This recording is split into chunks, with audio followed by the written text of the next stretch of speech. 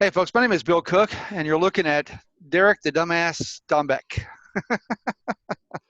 How was that? Fantastic. Yeah, great introduction. Perfect. So, yeah. So this is going to be the two grizzly bastards of real estate.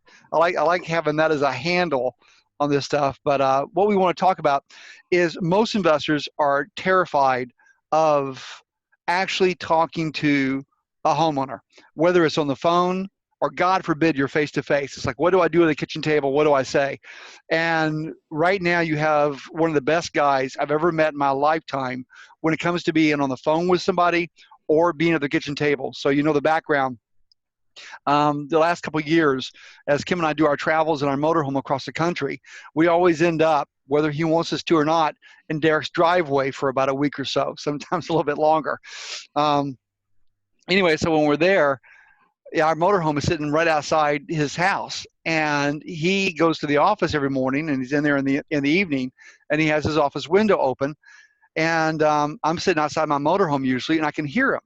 And when I first started listening to him on the phone, I was absolutely amazed by how good he is at asking hard questions and getting answers from people, not just surface stuff. And he doesn't just go right in for, well, let me tell you what I'm going to offer you. And that's not how this works. You know, we've said it many times that our job as real estate investors is not to buy, sell, or rent houses. Our job is to solve people's real estate problems. And to do that, you got to ask questions. So with that, Derek Dombeck, my good friend, my good buddy, my pal, my amigo, my grizzly buddy. And let's clarify, when you guys show up in my driveway, Kim is always welcome. For some reason, she brings you with. Well, Kim is always welcome, and my black tank is always full for a No minute. doubt. No doubt. So, Derek, So, talk a little bit, because again, a lot of the people who are real estate investors are terrified of actually getting face to face, of talking to somebody. So what is it when you're on the phone? What is it you're doing, and how did you learn these skills? Let's start with first, how did you learn the skills of talking to people? Because I've been with you both while you're on the phone and at the kitchen table. yep. So honestly, I didn't necessarily know I had the skills, but if we rewind back to the last downturn in the real estate bust of 2007, myself, my wife Tracy, we got our butts kicked in that downturn, and we don't quit. So I found myself sitting face to face with bankers and attorneys, and you know, just different really uncomfortable situations, and I had to figure out a way to show these people that we were going to work through these problems and these challenges. And I did it the only way I knew how. I'm very blunt. I just spoke my mind, and I was very honest about it. And I didn't know what I was doing at the time. But we worked our way through all those challenges, and fast forward about 4 or 5 years when it got to about 2010, 2011. And at that time, my wife used to say you could sell ice to an Eskimo. And I'd say that's not ethical because they don't eat ice. But I started to actually embrace it. And so what I did, I would record my calls and I'd go back and listen to them again. And I started paying attention to what I said, how the person reacted to what I said, what was their demeanor, what was their tone in their voice, how did they perceive what I said, were they offended, were they not offended? And I started making notes. A lot of times it wasn't necessarily I was writing it down word for word in paper, but I was just mentally making notes to myself. Well, okay, that really worked with that individual. Does it work with the next individual if I say the exact same thing? And the answer to that, it was no. I started to realize that each individual person, depending on how I said a line or a phrase or a comment, was taken differently. So like anything, when I get into something, I don't do anything halfway. And I started just finding as many sources, whether it was seminars, books, CDs, whatever I could on sales training and how to be a good salesperson, things of that nature. And I absolutely hated all of it.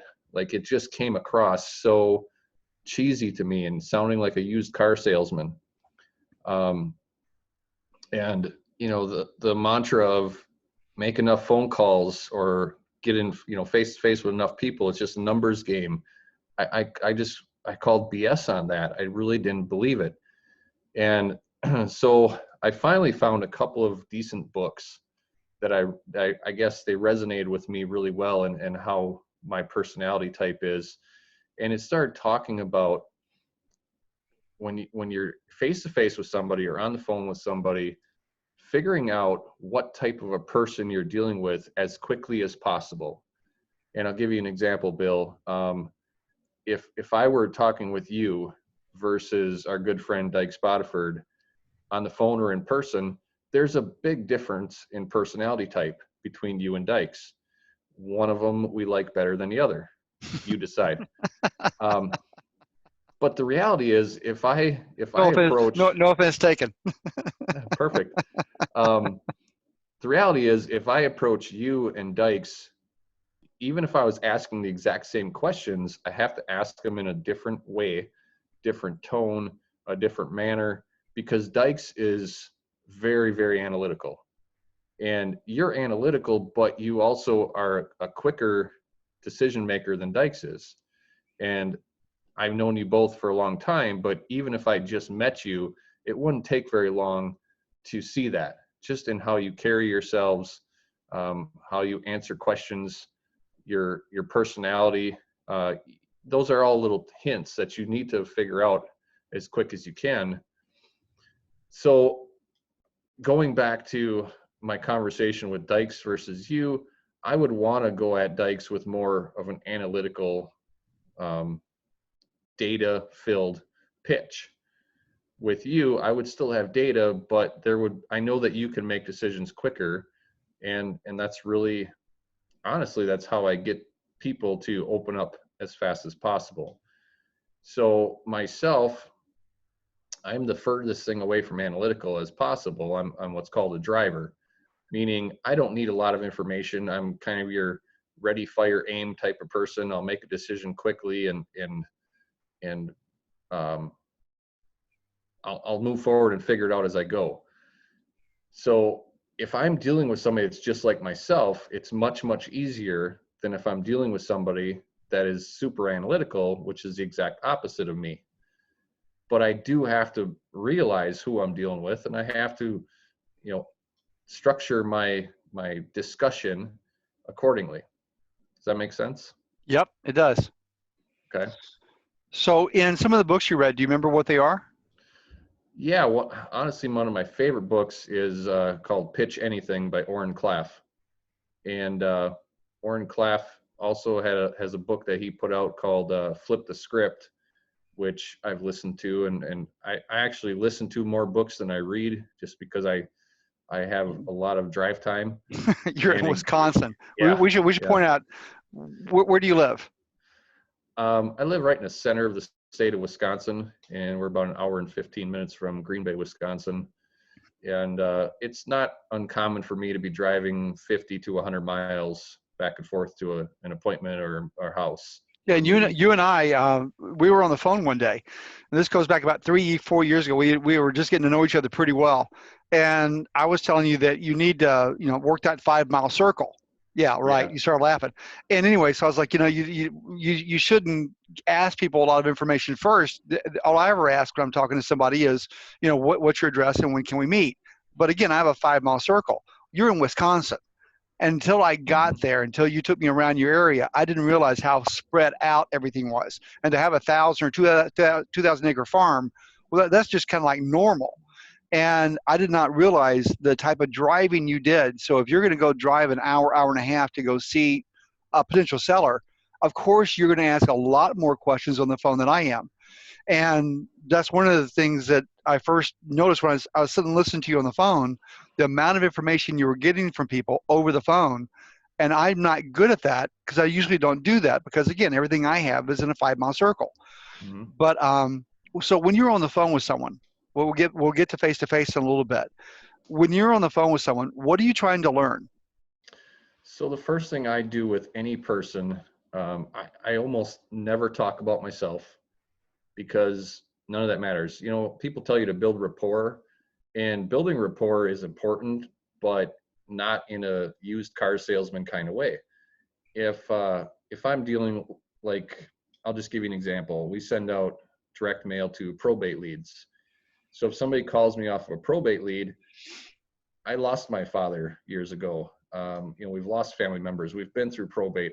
I can legitimately, without sounding like a, you know, a used car salesman, I can I can build rapport with that person because I truly do know how they feel. I've been through it.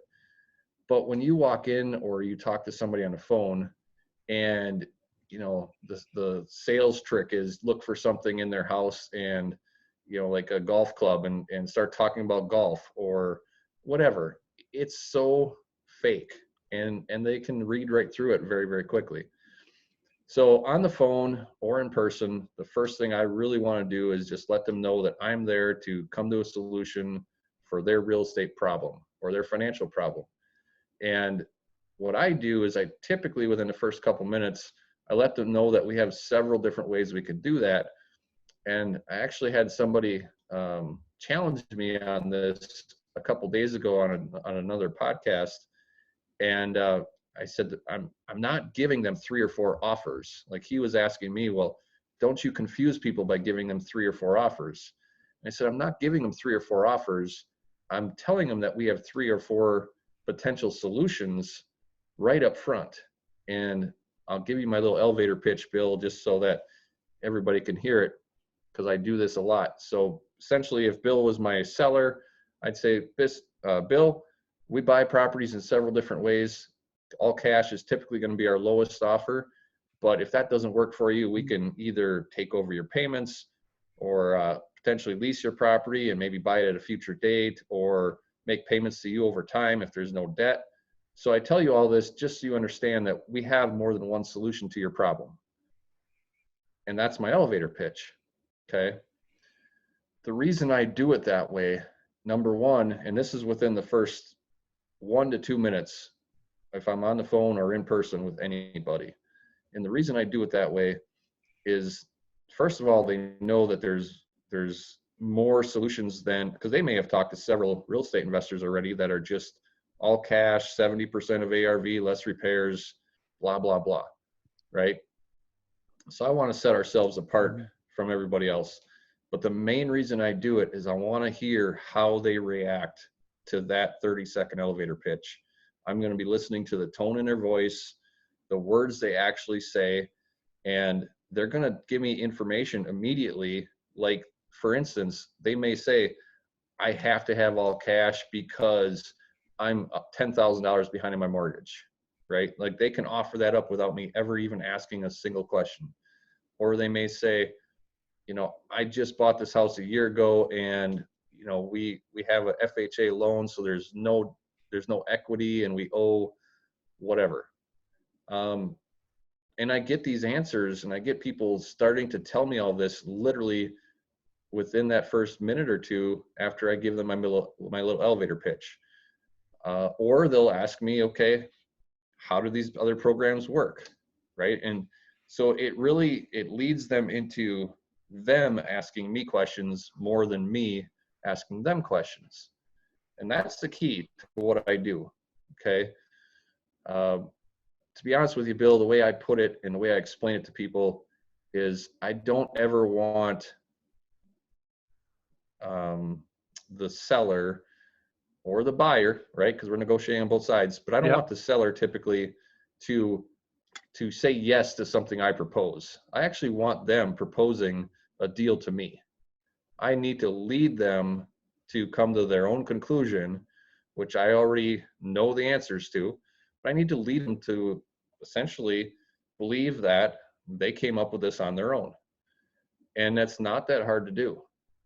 Does that make sense?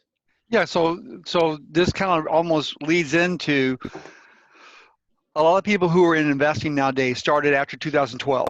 And so they've been watching A&E, and that's always flip this house. It's never about keep this house, option this house, landlord this house.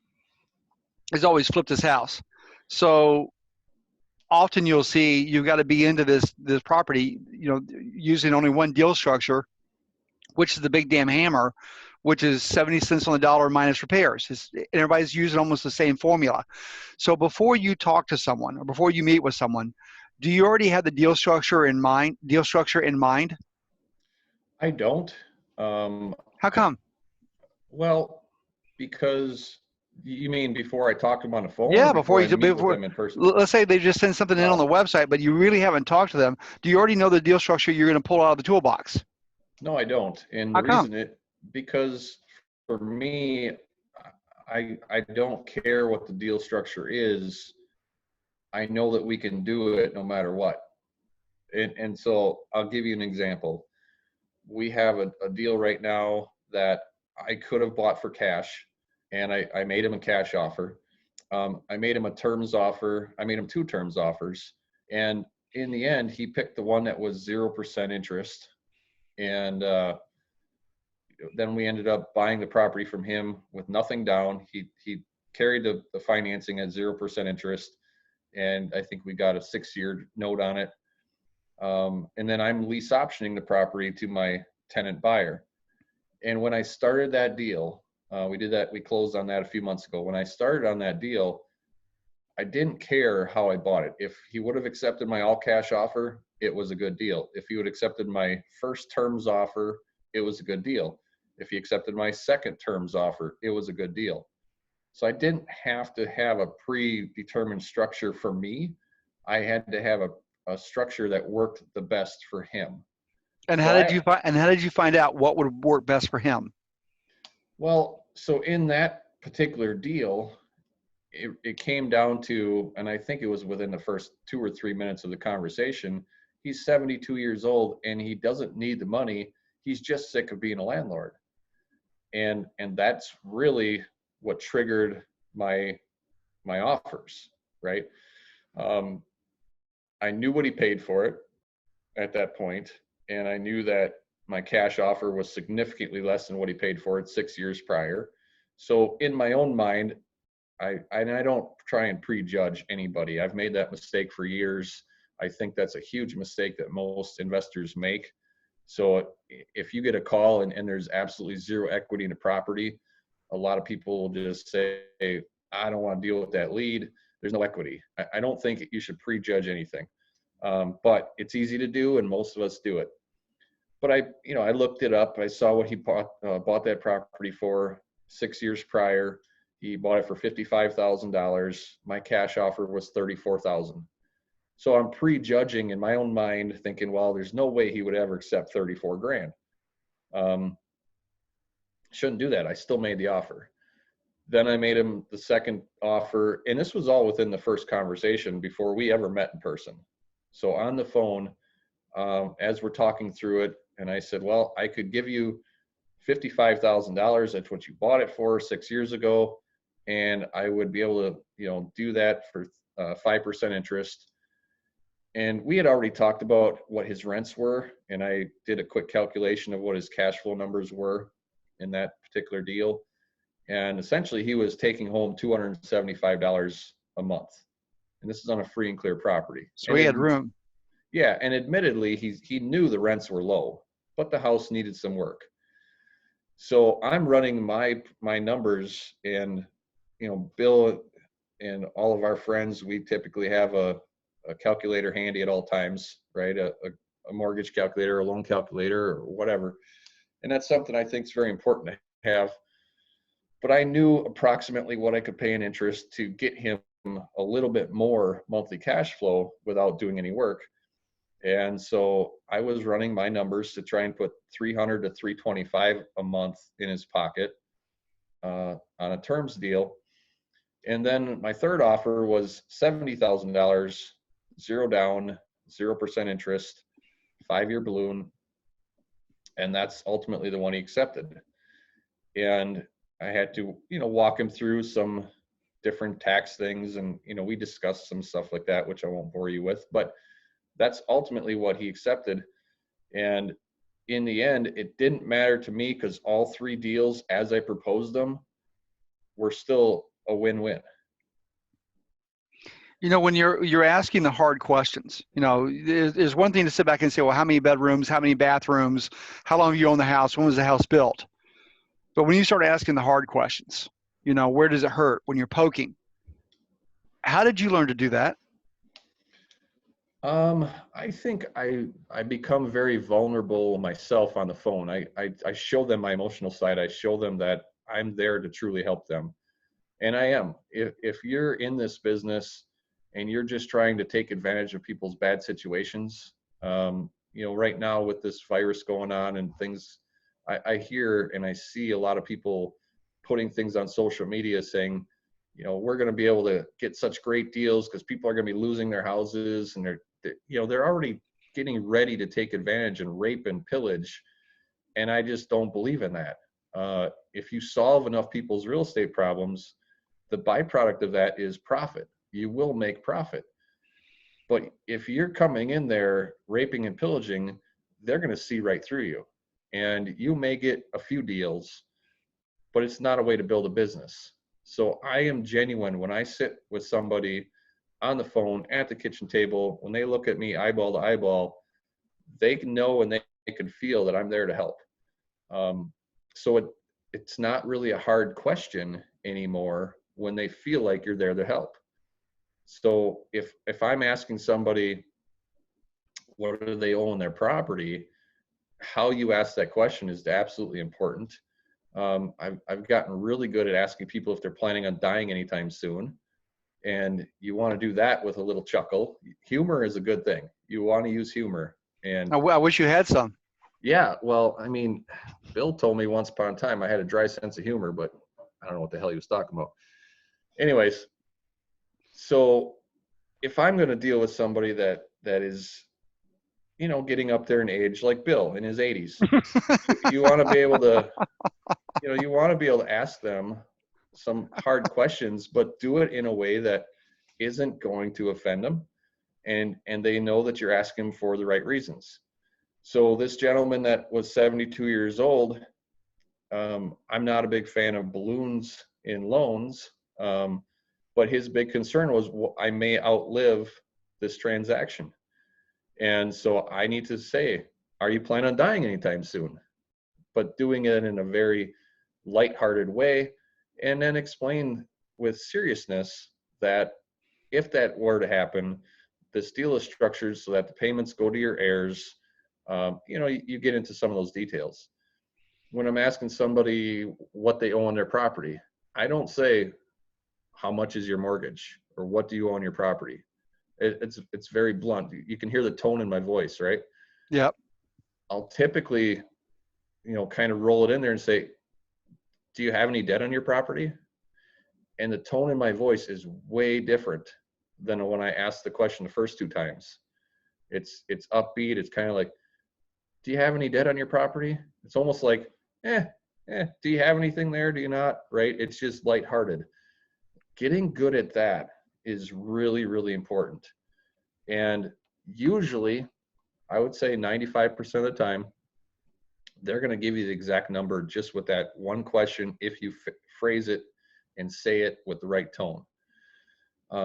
Same thing when you're asking about, does the property need any work? I certainly don't want to offend people. I don't care if I offend Bill, but I don't want to offend sellers. So, a lot of people believe that their house is really, really nice, and it might be a shithole. Pardon my French. But as Bill and Pete and Dykes and all of our friends have always said, why would you sell such a nice house like this? To them, that is a really nice house in most cases.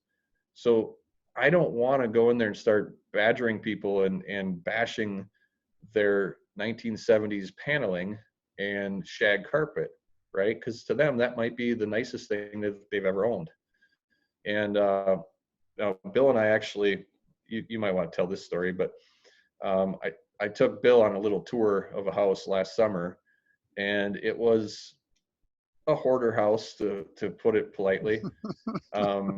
You couldn't see the house from the road, and it was only 20 yards from the road. It was that overgrown. I didn't know there was a house there.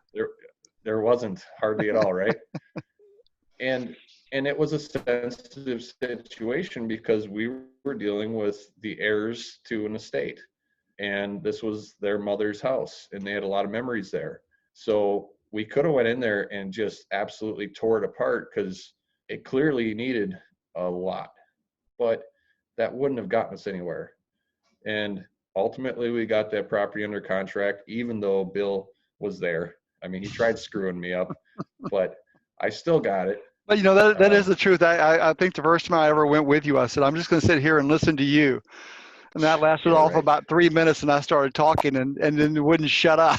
So Yeah, yeah, no doubt. But I mean, honestly, I got good at this because I started paying attention to everything people say and everything I say and how they react to it. And I really feel that negotiating is a skill that is absolutely learned. Nobody's a born salesman, but you have to work at it. And I think that most people, negotiating is not a sexy topic to sell. The gurus can't say, you know, come and take this negotiations course and you'll make $10,000 a month within 3 weeks, like wholesaling, right? It's not real sexy. It's not real easy to sell.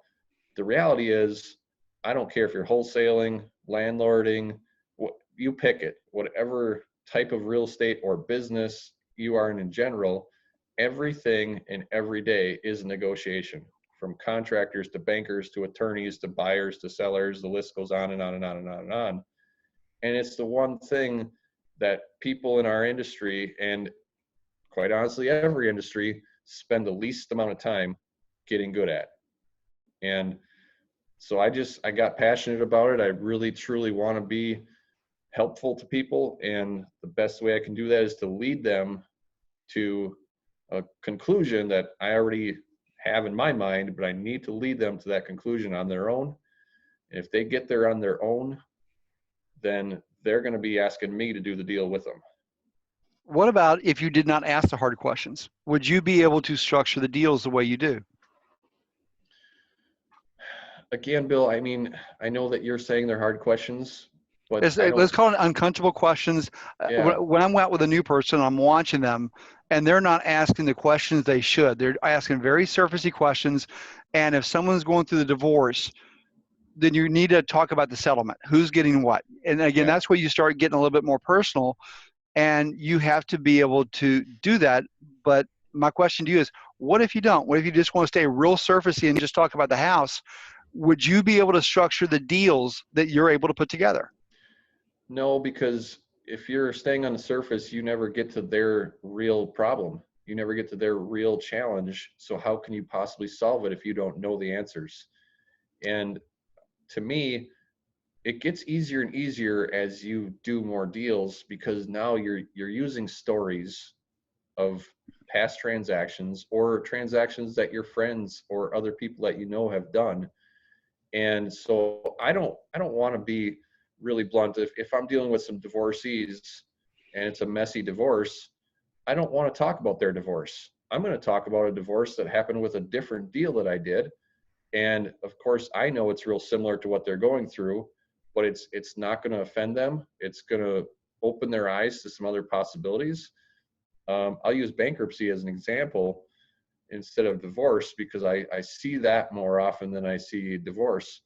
Um, Bankruptcies can be very, very emotional for people. And depending on what phase they are in a bankruptcy, they're going to go from angry to depressed to sad, back to angry. And you don't know what day you're going to get them on. Okay.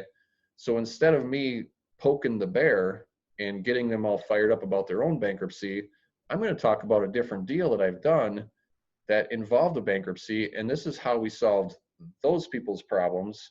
And I think that will work very well for your challenge. And by using storytelling, it's huge. It really is. If I'm dealing with an estate, as I mentioned earlier, my father passed away 11 years ago.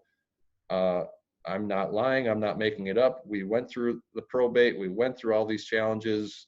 I dealt with my grieving mother. I can use my own story to walk them through what we're going to do to solve their problem without ever talking about their deceased uncle, aunt, grandma, grandpa, mother, father, sister, brother, right? So using stories is how I get people to open up, and I'm not necessarily asking them direct questions.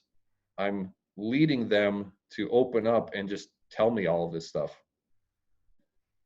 Okay. Okay, so let's move. We've talked about the phone a good bit. How do things change when you're face to face? They don't change a lot. The better part, or the easier part about being face to face, is now you can see their expressions. You can see their body language. On the phone, you have to really just base everything off their tone and their voice. If I can see somebody that's slumped down in a chair, or teared up a little bit, or they look defeated, or I don't even pay attention to Bill, I'm going to change my tone and my conversation accordingly. And to me, that's really, really important. I had a deal 2 years ago. I went into this, the guy bought the property for $97,000 in August. This was September. I take it back, it was October. And over the phone, we had discussed, he essentially bought this property and should not have bought it. He was in his 80s. His wife passed away. He took the life insurance money from his wife, bought this house, got in way over his head as far as the rehab that it needed. On the phone, we were down to $35,000, 2 months after he bought it for $97,000. When I got there, I quickly realized I could not give him $35,000 for this house. It had major, major, major challenges. And so we're now at the kitchen table, and I'm looking at this gentleman, and I said, listen, I honestly cannot make you an offer today that I would feel comfortable making, because I don't want to take advantage of your situation. He got taken advantage of by the seller and by the real estate agent that sold him the property, because they did not disclose a whole bunch of stuff. He had a right to go back after him. He chose not to. And I said to him, to me, your property is not worth $35,000, and I don't want to offend you. And his body language, this was the key. His body language became very, very defeated. And he slumped down in his chair and he put his head down just like that. And I didn't say a word. And there was probably a minute to 2 minute, very, very uncomfortable pause. And absolutely do not break that pause. You do not want to interfere. You want to wait until that person is comfortable and they make the next move. And he looked up and he said, if I give you the property for free, would you take it? And I said, absolutely not. I said, I would not feel comfortable doing that. I know I can give you something for this property. So I'm not going to take it for free. Ultimately, I bought that property for $10,000 2 months after he bought it for 97 grand. But it was, if I wouldn't have seen his body language and I was not trying to take advantage of this, I absolutely felt terrible. And in the end, he said, I want you to buy this property from me because I cannot sleep. I'm in over my head. I made a mistake. It's my fault. And I just want out. Okay. So I got a great deal, but I didn't feel super excited about it because I wanted to do what was best for him. And in the end, and I was able to work this out with him. In the end, by giving him $10,000, he was comfortable closing on the property. He told me, and I asked him several times, he said, yes, I want to do this. Yes, this will take the burden off of me. I made a mistake, but I'm willing to live with that. I just need it gone, and you are saving me. And I would not have been able to do that if I hadn't seen his body language. We always talk about that. Oftentimes the why is more important than the how much. Yeah. But you've got to be there. And I've been in houses before. I'm thinking of one lady in particular, where her husband was in Texas, and she's still here in Georgia, and she was really distraught that her husband they'd been apart now for two months, maybe 3 months, and school was within a month and a half of starting. Her house hadn't sold, needed some work, and as I'm talking to her, she reached over and grabbed a kitchen trash can and she threw up into it. That's when you know that someone, you understand the amount of emotions that someone looks at, and they don't see the house as a house. They see the house as an anchor. Just make this, if you can just make this thing go away, then it's just structuring. Maybe I can't pay all the money up front. Maybe I can do monthly payments, whatever it is. But those kind of people will say yes to whatever the deal is, as long as you can take the problem from them. But I love what you said about, I told you I'm not really good on the phone, and I'm much better in person because it's what you just said. I can see what someone's saying to me. Yep. And so when I'm door knocking, I talk about this. There's some people I go to at the door, and what they're saying is this. You have to listen to that. And so my approach is very quick, and I'm done, and I go. And then other people at the door are saying this, and you're there for 2 hours talking to them, and they're great to be with. But if you have this canned spiel that you're trying to say no matter what, and if you go to that person at the door and they're doing this, and you're going to say your words no matter what, you're going to get those words out of your mouth, well, they are going to get angry and they're going to turn you off. You're not doing anything. So don't ever have a canned spiel. Look at what someone's saying to you. And that's why the kitchen table is so important. And the other thing that I would really want to address here, Bill, is so many people want to do things through text and email right now. And I'm not a fan of that, but we still have to be able to do it. We still have to address it. So you have to phrase your words very, very carefully in an email or a text when you're negotiating back and forth. So typically when I buy a property, I'll rehab it, I'll list it with a broker friend of mine, and I don't really want to get involved in selling the properties. I have way more fun buying. But when we get into a counteroffer situation, I've got an email that I draft almost every time that we do a counteroffer, and it has made me thousands of dollars just because of how I word that email. And I asked the broker to include it with our counteroffer, and she's come back time and time again. I can't believe that worked. I can't believe that worked. I can't believe it worked. And the reality is I can't talk to the buyer. Usually it's my broker talking to their agent, talking to them. So if they're not willing to sit down with me, which I would prefer, I need to be able to get through to them somehow.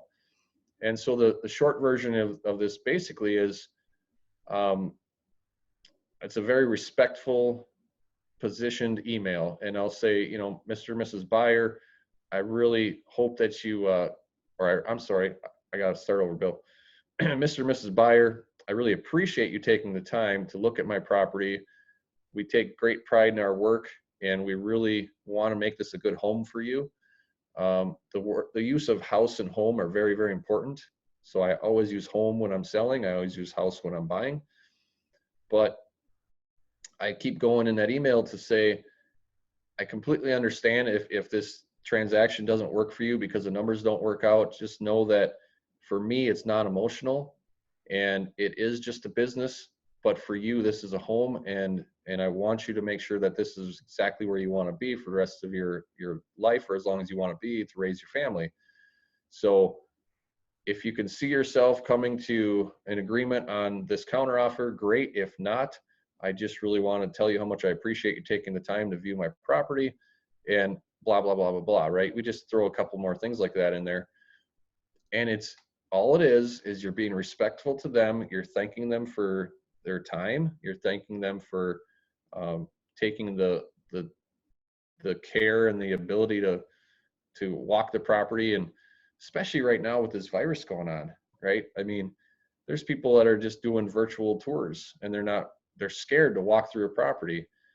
Wording an email, I was in a counteroffer situation last week we had 6 offers. We went back and forth and ultimately, accepted an offer. But I was putting these emails together every time, and we ended up in a bidding war over a property, and most people were only doing a virtual tour because they're scared. So what did I put in there? Hey, I truly understand this virus is going on. It's a very serious thing. Just know that the property was thoroughly cleaned. Nobody's lived in the property. So if you do want to go walk through it, you should be safe. Just be caring about people's needs and their wants. And it's night and day difference from the rest of society. And that's really all I do. I do the opposite of what the herd mentality is, and I actually try and solve problems and care about people genuinely. Um, so it doesn't feel like work to me, Bill. It doesn't seem hard. It's just because I'm consciously taking every step I can to pay attention to them and solve their problem. If you could pick just one, you have a choice of two, pick one. New investor out there, and they're just getting started. What's more important? That they get on the phone with people, i.e., talk to, get face to face, whatever it is, but it's either on the phone or face to face, or sit at home and read books about it. Which is more important? You have to talk to people, and reading books is fine and dandy, but a book isn't going to put a check in your checking account. And the thing with this is you don't have to do it with buyers and sellers. You can do it with everybody and anybody, your kids, your spouse, your parents. Every day is a negotiation of some kind. Okay. Me trying to get my kids to go to bed on time, that's a negotiation. Ultimately, they win more times than I do. Right. I blame that on my wife, but that's a totally different story. But you can use these types of or tactics, and I don't want to sound sneaky, but these are tactics. You can use these types of tactics in everyday life, right? When I'm going and just going to the grocery store, going to get my hair cut, going to any other scenario, dealing with a banker, whatever, you always know what your goal is. You should always know what your goal is, and getting them to conclude that their decision is right in line with what you want them to do is the goal. Um, You use word tactics. I have a different way because I've been around you for a long time and a lot. You care. I know it's ugh, Hey, you care. To sum it up, you really care. It's not yeah. BS. It's not a paycheck. It's not how can I make on this deal. Oh, look, hey, let's high five. We got another deal under contract.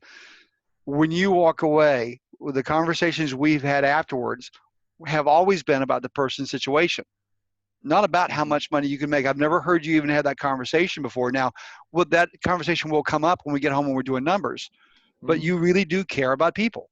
And when you're of that mindset, when you care about people and that's why you're there, it's easy to talk to people on the phone, or it's easy to get face to face with them because you're not the salesman. You're not there to do to someone. You're there to do for someone. It makes it much, much easier. And on you as a negotiator, I think, you've had it kind of easy so far because I think your ability to negotiate is to be tested because McKenna's now 13 years old. Yeah. I'm just saying that we'll see how that negotiation goes over the next 4, 5 years. I'm curious. I'm looking forward to watching that happen. Well, I'm not looking forward to watching that happen, but on the other side of that coin, with people in general, if you care and you're genuine, they're not going to get upset. They're not going to get offended. They might not like what you propose. They may still not do the deal, but they're not going to get upset or offended in most cases. If you're if you're literally trying to take advantage of them, like, they deserve to get upset, and you deserve to get cussed at in the So phone so if hung you up if on you you. if you're someone who all you do is go up and make that 70 cent on the dollar offer, you don't take Hmm. time to learn, don't take time to listen. You just go, well, I can buy you $100,000 house for $65,000, and that's all you've got. Is that's all you do? They're going to get pissed. Get Yep. ready for that because you're going to be the Yeah. bottom dwelling, scum sucking pig of an investor that everybody hears about. And I bring that up to them in the first conversation. I'll flat out tell them, listen, I don't want you to perceive me as that, that low baller or that bottom dweller. So I just want you to understand where my numbers are, and here's my math formula and how I came up with them, especially if they're analytical, because they want to know how I came up with them. And just, I'll call them out before they call me out on it. I'll say, I don't want you to compare me to these other people that you see on HGTV or whatever.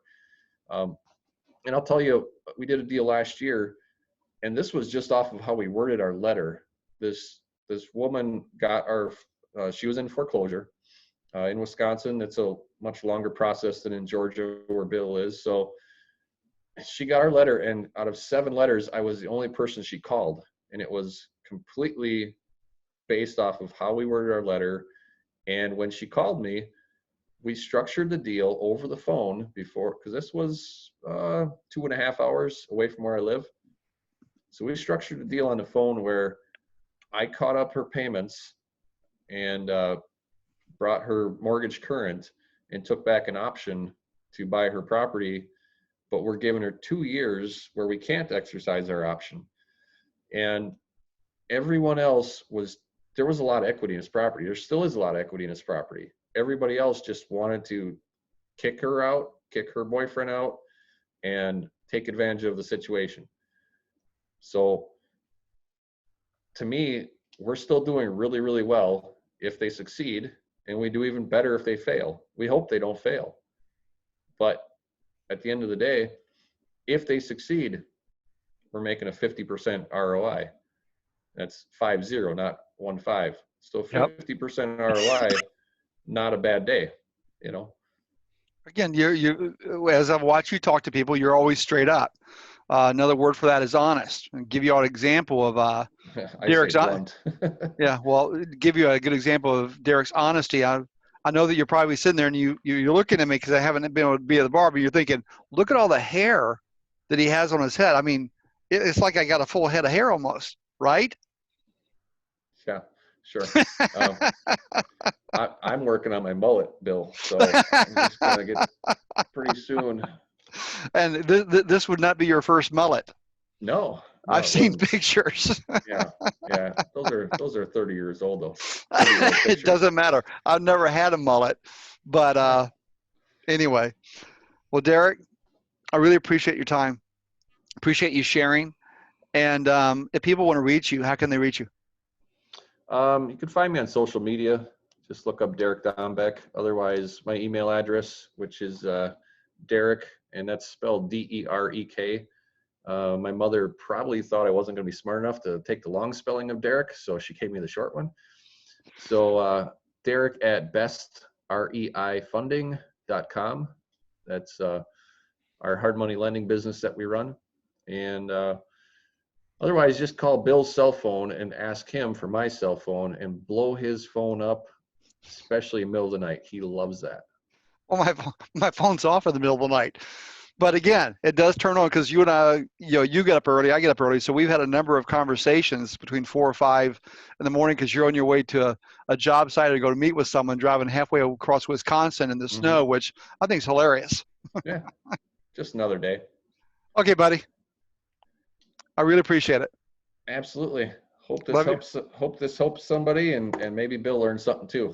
I always learn a lot. Again, just sitting outside your window and listening is like, because you wanted me in the house. So I just had to sit outside the window and listen and kind of gaze. You sitting outside my window makes me awful nervous. Okay. Thanks, buddy. Thanks, buddy.